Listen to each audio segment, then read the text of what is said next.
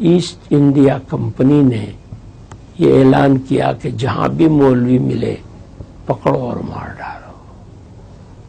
چنانچہ مولوی کون ہے، اس کی علامت و پہچان یہ بتائی گئی کہ جس کے منہ پر داڑھی ہو یا لمبا کرتا ہو۔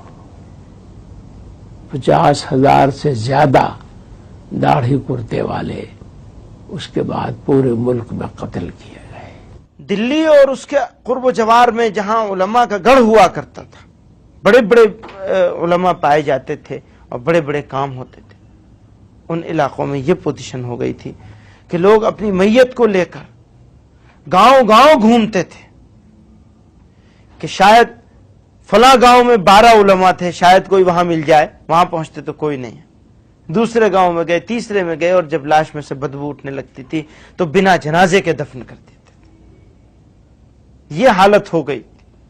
ایسے وقت میں جو چند علماء بچ گئے تھے، انہوں نے فیصلہ کیا کہ اس لڑائی کو اگر آگے بڑھانا ہے تو ہمیں اسلامک ایجوکیشن کے انسٹیٹیوشن قائم کرنے چاہیے، اور اس کے 10 سال کے بعد 1867 میں 67 میں دیوبند میں ایک چھوٹا سا مدرسہ شروع کیا گیا، ایک طالب علم ایک استاد، اور اس مدرسے کے وہ پہلے طالب علم تھے جن کو دنیا شیخ الہند مولانا محمود حسن دیوبندی کے نام سے جانتی ہے، جنہوں نے وہ ریشمی رومال کی تحریک چلائی اور راجہ مہندر پرتاپ کو اس کا صدر بنایا، افغانستان کی گورنمنٹ ان ایگزائل کا، اور گاندھی جی کو مہاتما کا خطاب دلوایا، اور آزادی کی لڑائی میں گاندھی جی کو لیڈر بنوایا۔ علماء نے ہی ریشمی رومال کی تحریک شروع کر کے جرمنی اور جاپان کی مدد سے انگریزوں کو ملک سے اکھاڑ پھینکنے کا پلان بنایا۔ بدقسمتی سے انگریزوں کو ان کے ارادوں کا پتہ چل گیا، اور علماء ایک بار پھر انگریزوں کی آنکھ کی کرکری بن گئے۔ پورے ملک میں سینکڑوں علماء گرفتار کر لیے گئے۔ شیخ الہند مولانا محمود حسن اور ان کے چہیتے شاگرد مولانا حسین احمد مدنی کو تو گرفتار کر کے ہندوستان سے باہر مالٹا بھیج دیا گیا، جہاں کئی سال انہیں جیل کی کال کوٹھی میں بتانے پڑے۔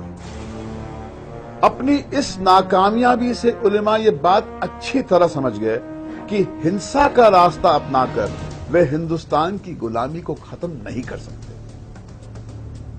علماء نے سن 1919 میں جمعیت علماء ہند کے نام سے ایک نئی تنظیم شروع کی اور جن آندولن کو انگریزی حکومت کے خلاف ایک نیا ہتھیار بنایا۔ پبلک اوپینین کو فارم کرنے میں جمعیت کا کوئی مقابلہ نہیں ہے جنگ آزادی کے۔ یہ سب سے بڑی چیز تھی کہ جب فیئر اتنا چھا چکا تھا لوگوں کے مائنڈ پہ کہ برٹش سرکار کے خلاف بولنا تو دور کی بات، ان کے بارے میں سوچنا بھی لوگوں نے چھوڑ دیا تھا۔ ایسا ذہن بن چکا ہو، آپ اپنے رولر سے اتنے مروب ہو چکے ہوں کہ آپ کی آزادی کی خواہش مر چکی ہو، ایسے وقت میں کچھ لوگ اٹھیں اور آپ کے دل میں آزادی کی خواہش کو جگا دیں، اس سے بڑا کوئی رول نہیں ہو سکتا۔ گاندھی جی کے ساتھ جنگ آزادی کے ہر مورچے پر جمعیت نیتا قدم سے قدم ملا کر چلتے رہے۔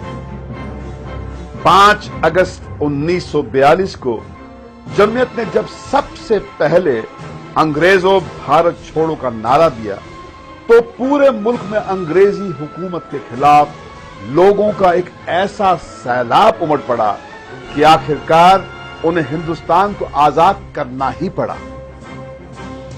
لیکن بٹوارے کے مدعے کو لے کر جگہ جگہ بھڑکے قومی دنگوں نے اس ہندو مسلم ایکتا کو سب سے زیادہ نقصان پہنچایا جس نے انگریزوں کو ہندوستان سے باہر کھدیڑ دیا تھا۔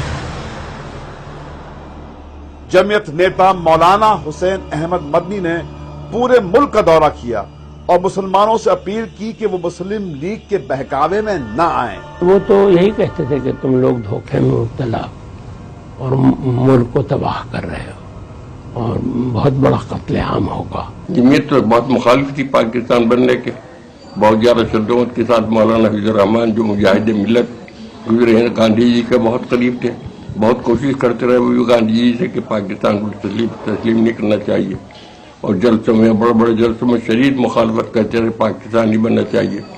उन पे उन्होंने मुस्लिम वालों ने हमले भी कराए और उन्हें जो है कि परेशान करने की बहुत कोशिश की गई, मगर सब बर्दाश्त करते रहे और मुस्लिम लीग की मुखालफत करते रहे बराबर। मुल्क के बंटवारे के समय से लेकर अब तक हिंदुस्तान में कौमी फसादों की कोई 30,000 वारदातें हुई हैं। सरकारी आंकड़े भी इस बात के गवाह हैं कि इन सभी दंगों में मारे गए लोगों में 85% संख्या मुसलमानों की ही है। आज भी तालीम और तरक्की के बजाय मुसलमानों के सामने सबसे बड़ा मसला अपनी हिफाजत का है। मुट्ठी भर मुसलमानों के हिंसा की किसी वारदात में शामिल होने के शक की सजा पूरी कौम को दी जाती है, उनका कत्लेआम होता है, मां बहनों की इज्जत लूट ली जाती है। दंगाइयों से जान बचाने की बजाय पुलिस और सरकारें खुद मुसलमानों की जान की दुश्मन बन जाती हैं।